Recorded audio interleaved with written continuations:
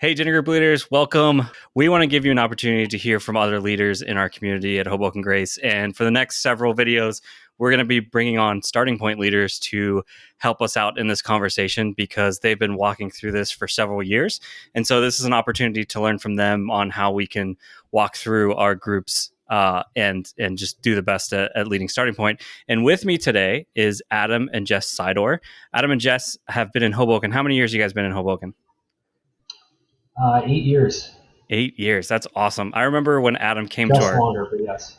Adam was in my men's group ages ago. We used to meet over like on Park on that one sweet apartment that like overlooked the train tracks, and it was cool from up there because this looked like all these little trains it looked like toy trains from up there. It was like so high. But that was my early memory of Adam. And Jess, you've been leading groups for a long time as well.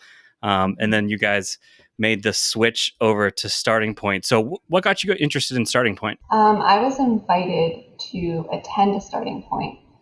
And so my first experience was going through the course for the group as Anthony was leading it. And I loved it. As I was going through it each week, it was a pretty decent sized group. And just the discussions that came out of it and the reflection and kind of getting a good picture of my own journey and with my own faith.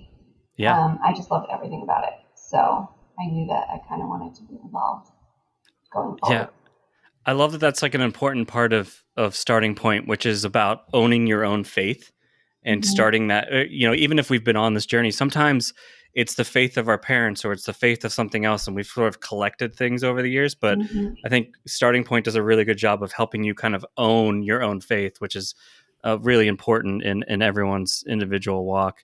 And then I'm assuming you were a raging fan, which then brought Adam into this. Adam, how did you then get involved in Starting Point? Yeah, I obviously heard a lot about it, good things from Jess, but actually I got into dinner groups by a nudge by Amy Gress, and I got into Starting Point by a nudge from Amy Gress. So this is why we don't let dinner group leaders talk to Amy Gress anymore. No,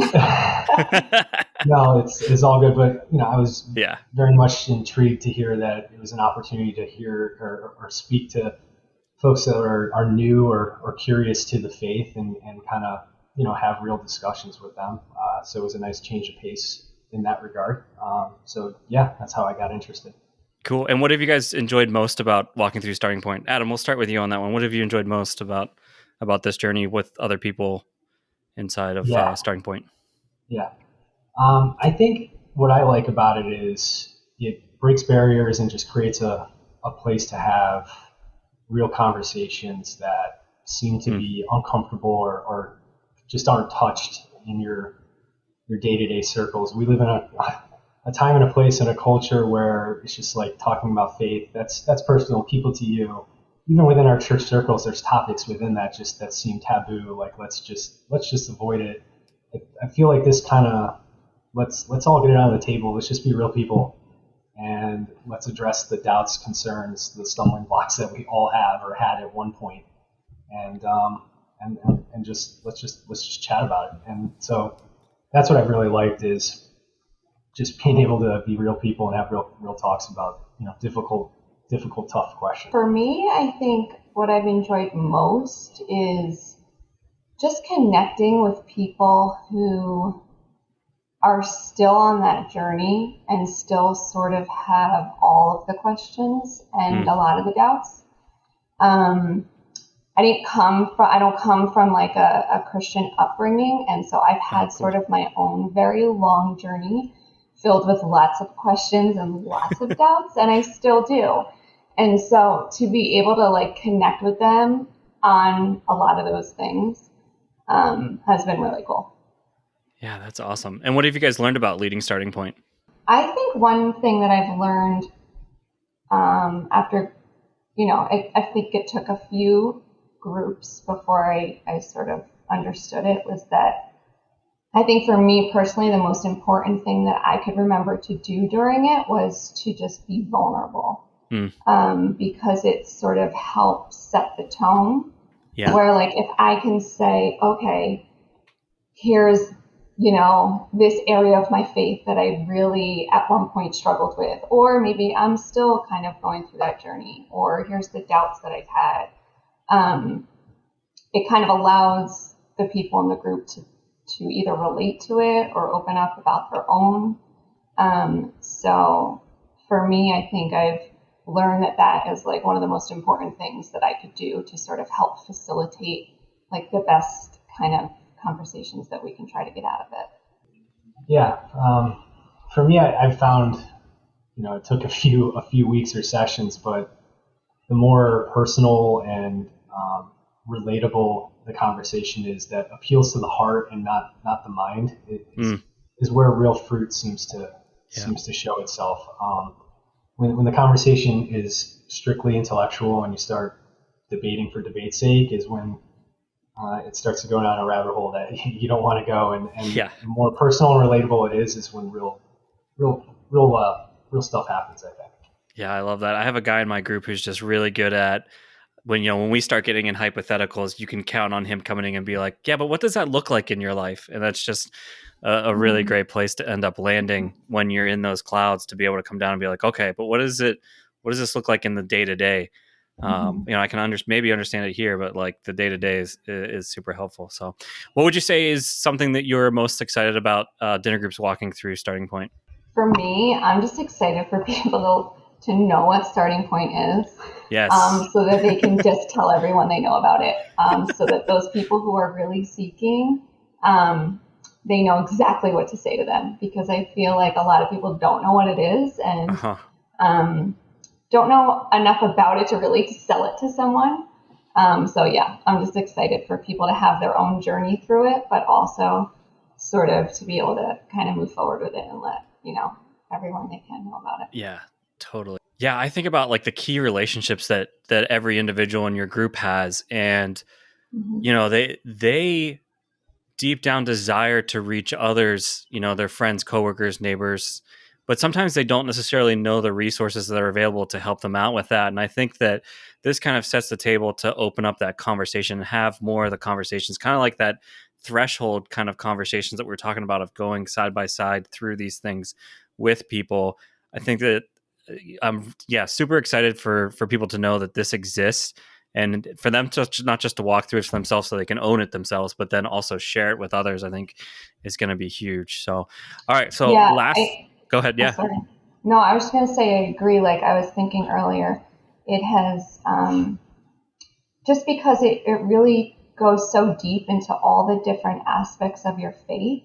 Like the more you talk about it and the more you discuss it, the more comfortable you get with it. And so I feel like personally, it has just armed me with just a better way and more confidence in being able to talk to people and reach out to people, or if they do have questions, like more confidence in my own journey, and more confidence in like, okay, this is what I believe and this is why I believe it. And now I have a better way of communicating that to you. That's awesome. Cool. And then last question. You're both former dinner group leaders, like we talked about from the start. So what's your best advice you'd give to a dinner group leader about walking through starting point with their group?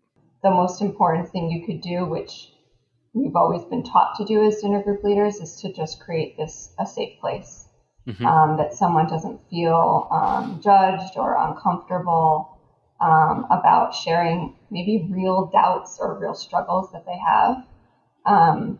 Just creating that space where it's okay and we can kind of go through it together. Yeah. I would also say, like, you can't ever prepare for what's going to actually be discussed. and you just can't. Like, you never know. But I really do think it is good to, watch the messages ahead of time or read the materials, because you never know what word, God will equip you in the moment that could be really powerful in that moment. So I would highly recommend watching, or reading the materials or whatever you can ahead of time, just to see how you can prepare your heart and mind for the conversation ahead. Yeah. And group leaders, you have a huge leg up, because in starting point, they're watching a video, and this is going to be happening on Sunday. So hopefully some of that homework will already be done, but there's bonus videos available on that SP Leaders. It's done by Andy Stanley, who usually does this series, but we are trying to re-record this so that Chris is the one being able to communicate, because this is the person that the people in this area are most familiar with. So even though Andy's a phenomenal communicator and things like that, like Chris is the guy that or people around here are leading, and so we're excited for him to be able to walk through this with our congregation, which is huge. So how about this as one more question? Is there a week you guys start to get comfortable inside of Starting Point? Like, I'm sure you guys were nervous on week 1, right? Week 1, week 2 is week 2 pretty uncomfortable. That's a doozy. Sin, fun conversation. So cool. I would say week 3, and I just personally love week 3. It's my favorite week. Cool. It's trust, and it's all going back to Abraham. And so I don't know. I feel like at that point you kind of have hopefully everyone in your group who's going to be there for the duration of it.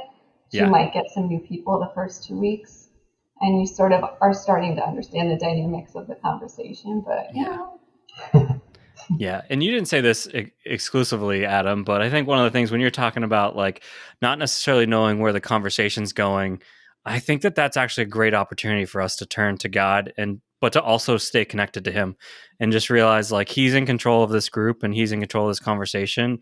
And the opportunities that you're probably going to get to learn when people ask questions that you're like, oh, I've never thought about that question before. I probably should know the answer to that. And it just helps you in your own humility to be curious as well and go learn. So, and model that for others. So cool. All right, guys. Well, hey, thanks for being with us.